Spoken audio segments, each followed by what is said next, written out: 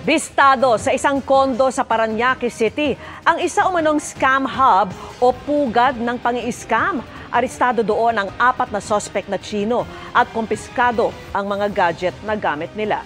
Nakatutok si John Consulta, exclusive.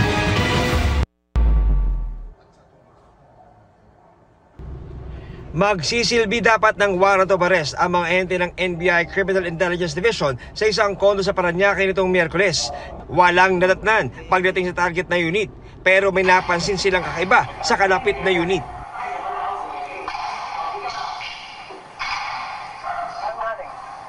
Kitang-kita ng mga ahente ang paghahagis ng ilang Chinese nationals sa bintana ng mga gadgets tulad ng laptop at cellphone. Umikot yung ibang tropa dun sa may bintana, sa may gilid. Nakita namin may tinatapon ng mga laptop.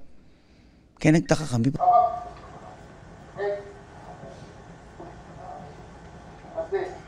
Nang mapasok ang ibang kwarto ng unit, tumambad ang iba pang computers na ginagamit umano sa pangi-scam. Sa ibaba ng condo unit, nagkalat ang mga laptop, cellphones at tablets galing sa tinarget na unit. Paniwala ng NBI, itinapon ang mga gadgets para itago ang kanilang operasyon.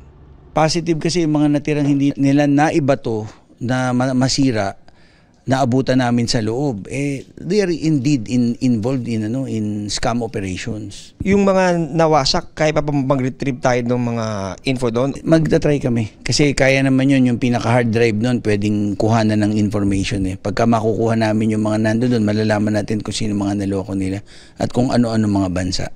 Di na nagbigay ng pahayag ang 4 na narestong Chinese nationals na naharap sa kasong Anti-Financial Account Scamming Act o AFASA Law na nakakulong sa NBI Detention Facility. Para sa GMA Integrated News, John Consulta, nakatutok 24 oras.